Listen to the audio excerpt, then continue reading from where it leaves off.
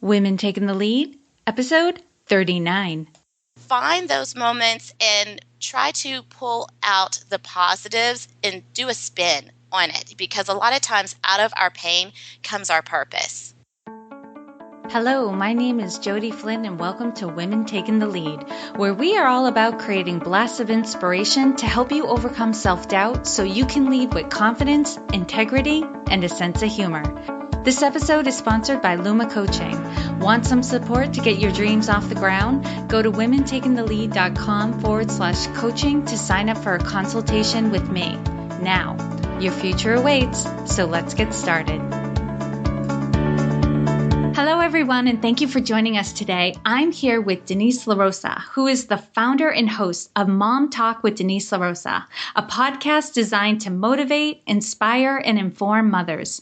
Denise utilizes her parenting expertise and background as an elementary educator with a master's degree in education to bring mothers invaluable resources and information on parenting.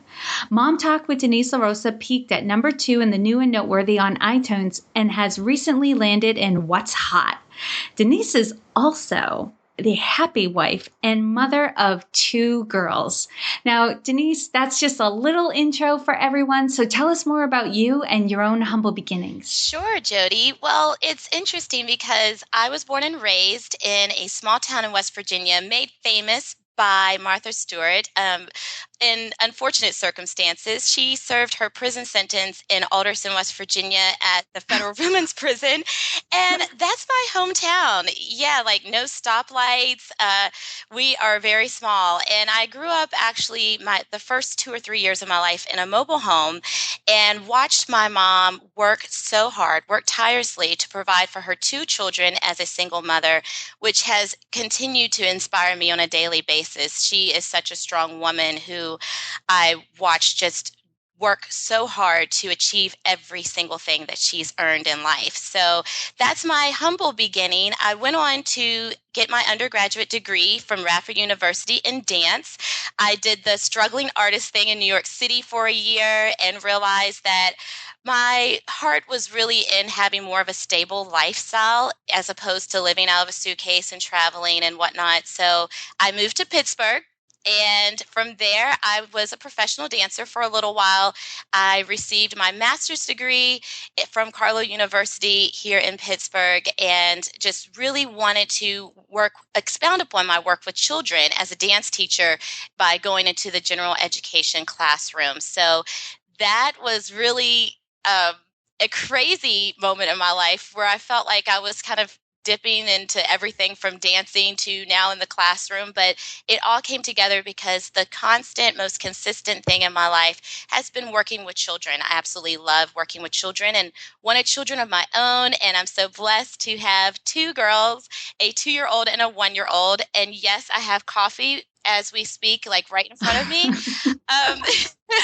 It's the only way I could survive, but it's fun. I wouldn't trade it for anything. And so, yeah, we'll get into some more about as far as like what has brought me to the podcasting world, but it's just been a wonderful journey. I've just enjoyed everything, the ups and downs, and I'm just so excited to share that story today. Wow, God bless you, Denise, a 1-year-old and a 2-year-old, and your podcast and everything else that you're doing. My goodness. So clearly you've had success in your life. You went from the mobile home to like going on and getting your master's. You know, what a journey you must have had. And I know there was a quick overview and we're going to get into it a little bit deeper. And clearly you've gained confidence, but take us back to a time where you were playing small and you may not have been aware of it at the time. Share with us the story and the lessons you learned along the way. Absolutely. You know what, Jody? It's funny because this isn't a big fancy CEO adult story. This is actually a memory from high school. And yes, I was one of those girls who did pageants. Don't judge me. But I would definitely say my pageant days was a plain small moment. I remember the big deal in my little hometown was the Miss Fireworks pageant. And this queen reigned over the 4th of July celebration, the largest 4th of July celebration in the state of West Virginia, I might add. And so for a little girl in this small town, my goal wasn't to become Miss America. It was to become Miss Fireworks. Okay. Mhm. I was so excited. The first year I entered, I was second runner up. The next year I was first runner up. So, come on, what comes next, right? And so I just felt like I had this great pageant moment and everything was working in my favor. They announced the third runner up, second, first. And then when they went to announce the winner, I even had the girls, my fellow contestants, on the stage, like whispering to me, like saying, "Congratulations, Denise, it's you." And it wasn't me. Um, Oh, how it heartbreaking. it was like in that moment in my life, what was that? Like 2000, I was 19 years old and it was just so heartbreaking. And what really hurt me is that I felt rejected like I wasn't being accepted for who I was. And the funny thing, Jody, is that I actually had I was rocking a new hairstyle. It was actually a weave.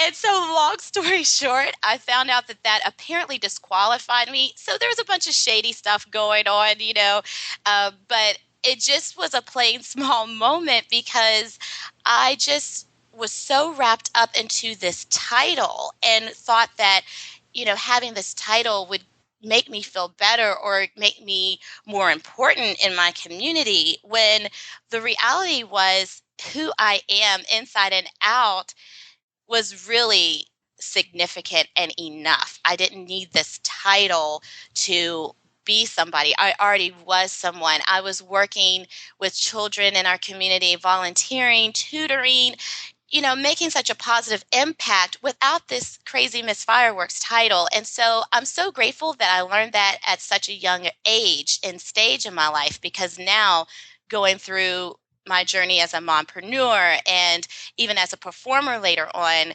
it really made me steady and strong in who I am and just really helped keep my life in perspective this whole journey through. Oh my gosh, that's such a great story. And I love how you pulled the lessons out of it. So many things I could say on it that it's so true that when we're going after a role or a title or a position, we feel, and when we feel like we have to have it in order for people to see who we really are, and then we don't get it's like we're being told you're not who you think you are, right? You're not that great or anything. And it can be so crushing. But what it is we've attached our identity to that title. And it isn't who we really are. And we weren't rejected for who we are. It's not that we're not seen. It's just a mindset. And it's so true. And oh my gosh, when you told that story and how it felt like a rejection, I could feel, the 19-year-old you just being just so crushed. And what does this mean for us? But it's important to recognize when we place too much value on things outside of ourselves, then we lose sight of what truly makes us unique and special. And I love that. I loved how you said that. Yes, thank you, Jody. And that's so true. I could not have summed it up better myself. We just cannot lose ourselves in the midst of society standards. Absolutely.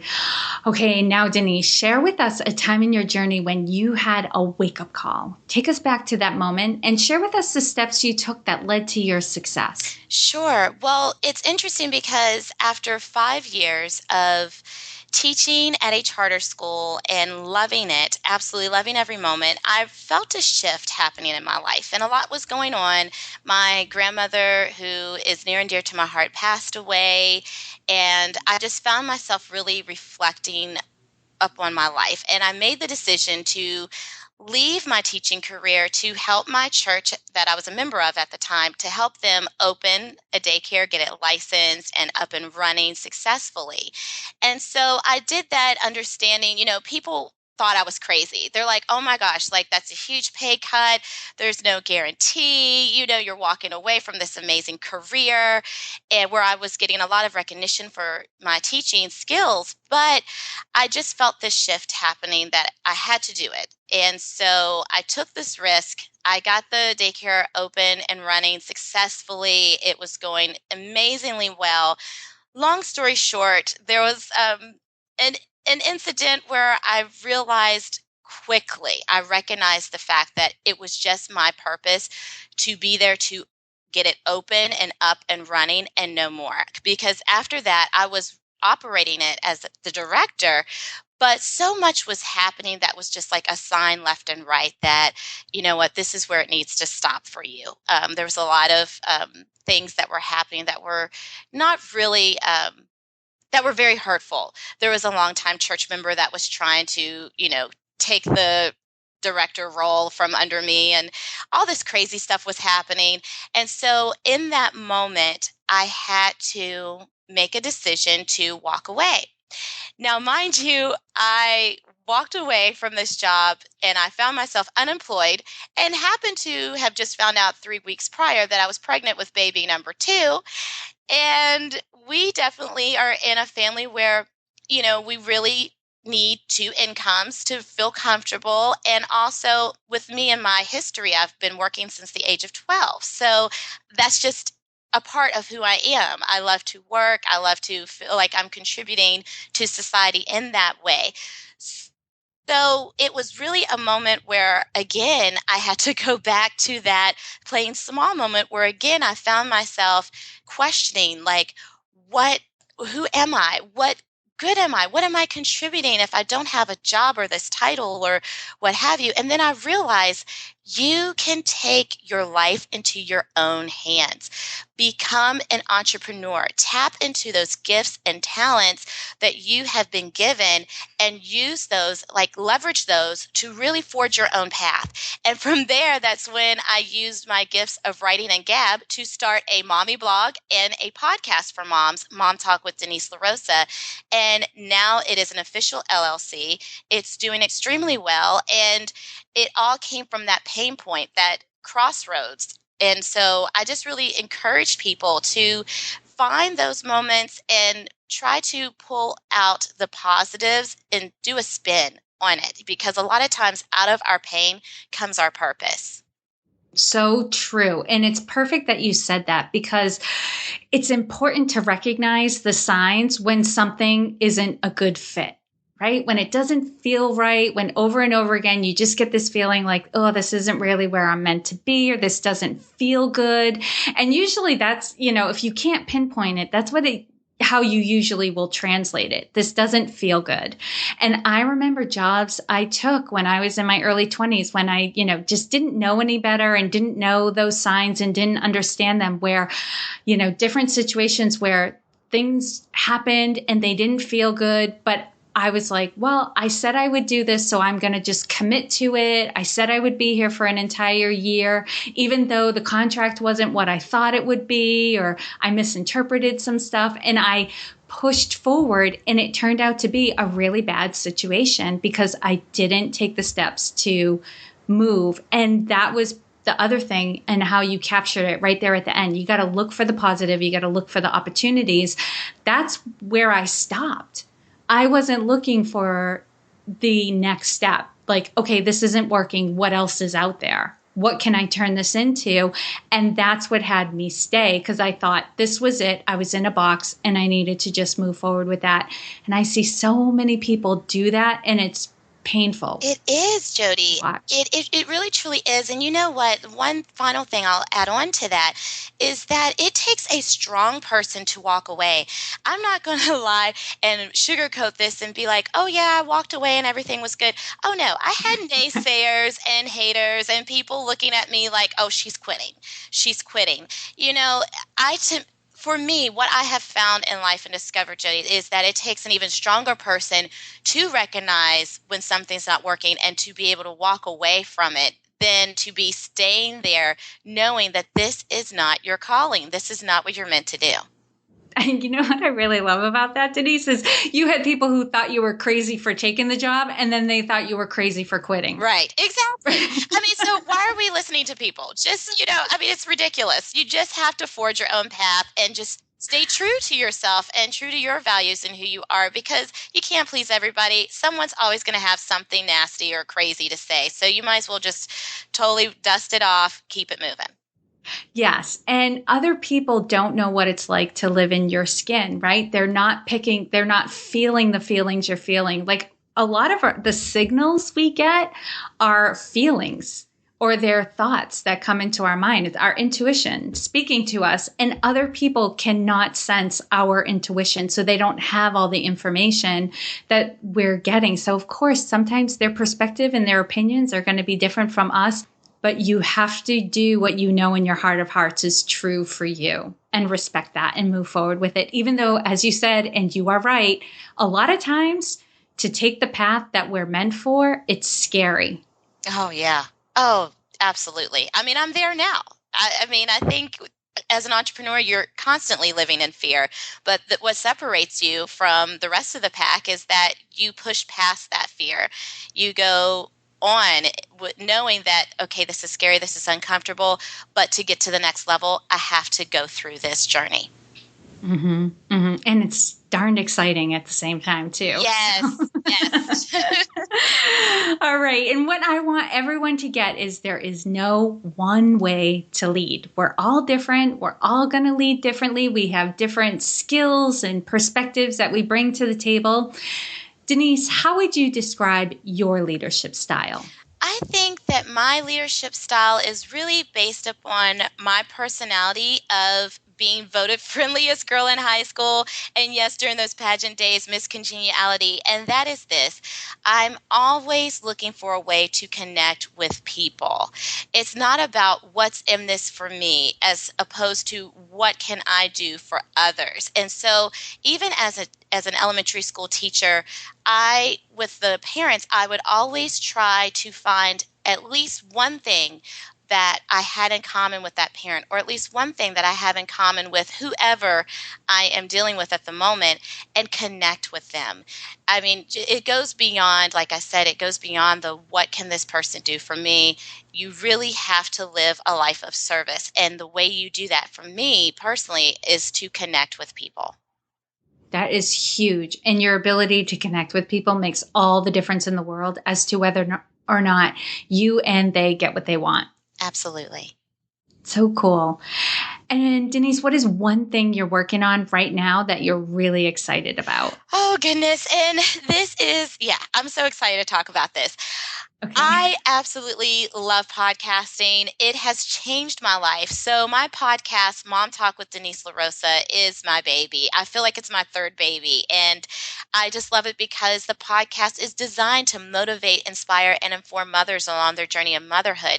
Whether you're a mother to an infant up to adult age children, we have topics that will help you along your journey. Everything from dealing with your life and body after having a baby to cyberbullying and how you help your children get through that process, and so much more. And then in addition to that, Mom Talk with Denise LaRosa has partnered with Tyra Banks' new cosmetics line, Tyra Beauty. And I am so excited because I am not going to lie to you, I totally lost my, I guess, what would you call it, swag as a mom. I just started rocking the pajama pants as a work from home mom, and I wasn't dressing up or putting on makeup. I'm like, who has time for that? I'm raising children and I have, my own business. So Tyra Beauty was really a neat opportunity for me to find a way to, spruce up my look in 2, 4, or 6 minutes. It's fast, it's fun, it's easy. So I've been traveling around and doing all kinds of, tie-overs, as we call them, like fancy, fun makeovers with moms. And that has been so much fun. It helps me tap into my inner diva. So I'm excited about that too. I love that. You can feel your passion come alive as you talk about that too. And to be able to put on your makeup in 2 minutes, like I'm down with that. Yeah. Like there are some days where I have to do it, but I can't be bothered with the effort of it. Right. And it's insane. And then guess what? You can get your makeup done without brushes with Tyra Banks Cosmetics line. So it's amazing. I'm like, this is brilliant. I've got to be a part of this. So it's fun. I love it. All right. Now I'm going to do a quick leadership roundup. So Denise, tell us, what is one practice that you have that makes you a better leader? Definitely connecting with people. And how do you make that a practice? Well, again, I think it's just really asking questions. Be quick to listen and slow to speak. So that's really how I make that happen. I love that. So make sure the other person's doing most of the talking, and you do that by asking questions. Yes. Very cool. Okay. What is one book that you would recommend to a woman to help her develop her leadership? I just read an amazing book called Successful Women Think Differently by Valerie Burton, and I love it because it's really truly about mindset. You have to actively, it's almost like a muscle, really working on that mindset and just really training yourself just to think differently, to think big and act that out, put that into massive action. Awesome. Denise, knowing what you know now, if given a chance to go back and do anything differently, what would you change? You know what, Jody? I mean, we always say that cliche, oh, I wouldn't change a thing because it's made me who I am today. And, come on, let's keep it real here. Of course there's things you would change. And for me, it just, there's a theme here, Jody, and it's to embrace who I am. Just to embrace all of who I am. Some people, like you heard my voice like on the phone and you were like, oh my gosh, your voice is so perky. I remember a time where I was trying to sound more sophisticated and have a deeper voice. Are you kidding me? Embrace who you are. Those are assets. So that's something I would change, and not needing others' approval as much as I emphasize that. Like looking back, it's like, really? Why do I need somebody's approval? You're really not as important or not thought of as much as you think. You're always worried about other people and what they're thinking of you. And the truth is they've got their own grass, like they're too busy taking care of their own grass to worry whether or not your grass is greener. So just focus on embracing who you are and just doing the best you can on a day-to-day basis. Yeah, I think it's something to juggle, because when we want to be really good leaders, there are certain skills that we have to develop, like listening and communicating and asking questions and building relationships, right? That's a part of it. It's some of the skills that we need to gain. But then I think sometimes people take it a little too far and they feel like if I want to be a really good leader, I have to be charismatic, but I'm an introvert, and that's not to say introverts can't be charismatic, but maybe their personality, that's not comfortable for them, right? It's just not who they are and it feels inauthentic. It's also important to note that if you're trying to be something you're not, now you have to know, is it just a skill that you haven't gained yet and you just need to work it? Or is it truly inauthentic to who you are? You have to recognize that, because if you're not sincere with people, they'll pick up on it. Absolutely. And I had a woman in one of my workshops who she worked in a company that was very huggy, I guess, for lack of a better term. Like the leaders were very emotionally supportive of, their employees and their team members. And she was saying, she's like, when I'm having a one-to-one meeting with somebody and if they start crying, I'm like, they're there, hand them a tissue. Like, I don't know what to do for you. Right. And she was judging herself like that was a bad thing. And, she should be different. And kind of what was really great is the whole group supported her in this, is that you don't have to change who you are. You don't have to be a hugger. Right? You don't have to love it when people burst into tears in front of you, because what she brought to the table expressed itself in other ways. Her department had the most fun.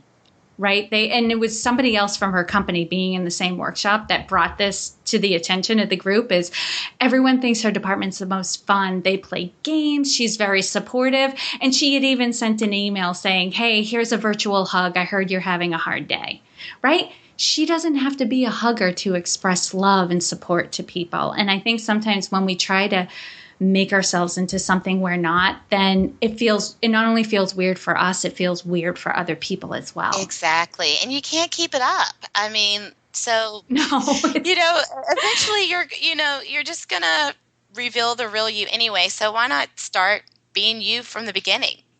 And be okay with what it is that, what is it that you do bring to the table as opposed to what do you not have? Exactly. So that's huge. Okay. Denise, share with us a success quote or a mantra and why it has meaning for you. Sure. This is a new one for me. I was reading this actually when I was flying down to Atlanta a couple weeks ago. And it's a quote by Andy Mason, and it's from the book God with You at Work. And so the quote is, if I allow the outcome to become more important than the source, then I lose both the source and the outcome. I love this quote because for me personally, I'm a very spiritual person, and it's all about keeping my life in perspective and keeping it balanced. Because let's face it, as entrepreneurs, a lot of times we get into this game because we want the flexible schedule and the financial freedom, but that sometimes takes a while to get to. In the beginning, you're making a lot of sacrifices. You're spending countless hours at the computer or whatever whatever your workspace or workplace is.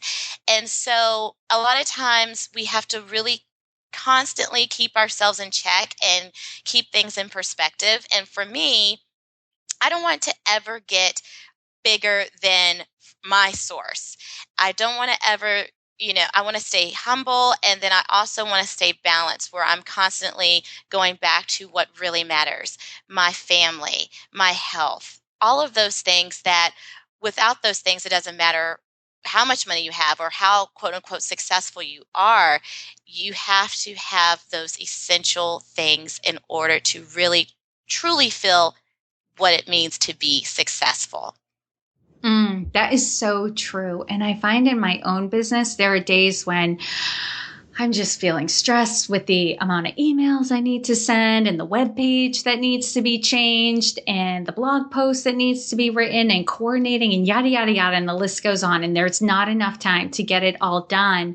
But I find when I connect with my mission and what's important, all of that goes away. Like when I think about the women out there who I want to inspire and motivate, to step up and be leaders in their own life so that they can get what they want and get the results they're looking for, which, ripples out to it just being a better world. The fact that I have to send 100 emails today doesn't bother me so much. Yes. I just get it done. Exactly. I love that, Juliet. I really love what you're saying because it's so true. If you go back to that source, now for me, I was speaking on a spiritual basis, but like you said, the source can also mean your mission. Sometimes we get so caught up in the work that we forget why the heck we're doing it. And so it's really important to always go back to your why, your purpose. Yes. And just as a side note, definitely relate my mission to source. I definitely do. It's the first thing I do when I wake up is to just reach out energetically and connect with God. Yes. And that energizes my day. Absolutely. And I love that word source because it truly is. Goodness. Yeah. All right, Denise. Lastly, what is the best way for our listeners to connect with you? Well, the best way is by visiting my website, www.denisenlarosa.com. I had to add my middle initial N for Nicole because somebody already had the domain, Denise LaRosa. So it's DENISEN for Nicole, LAROSA.com. And also find me on iTunes and Stitcher. And it's really easy. Just key in Mom Talk with Denise LaRosa. I don't even think you have to finish typing it out. It just pops up there. And subscribe. Please do me a favor and subscribe and spread the word to moms, because again, it's really a similar mission to yours, Jody, but it's on the mom side. I really want moms to get that motivation and inspiration and the information that they need, because motherhood can be a lonely journey. You feel like you're all alone. And the truth is, if you're going through something, chances are another mom either has gone through it or is currently going through it. So that's the whole point of what I'm doing, is to connect moms to resources and to each other. Nice. And you can find all the links and resources shared in this episode at womentakingthelead.com, or you can use the short link, which is womentl.com. You'll find all of Denise's information on her show notes page. And Denise, thank you so much for taking the time to inspire and enlighten us. We're all better for having met you. Thank you so much. Thank you for joining me on Women Taking the Lead. Were you inspired to take some action today, but maybe don't know where to start? Or maybe you have so many great ideas you can't decide where to focus your attention. Don't let stress or overwhelm stop you from having the career, the business, or the life you want to live. Head over to womentakingthelead.com/coaching or use the short link womentl.com/coaching to sign up for a consultation with me. And to strengthen you on your leadership journey, I'd like to send you off with a quote from Marianne Williamson, so here goes. Our deepest fear is not that we are inadequate. Our deepest fear is that we are powerful beyond measure. It is our light, not our darkness, that most frightens us. We ask ourselves, who am I to be brilliant, gorgeous, talented, fabulous? Actually, who are you not to be? You are a child of God. Your playing small does not serve the world. There is nothing enlightened about shrinking so that other people won't feel insecure around you. We are all meant to shine as children do.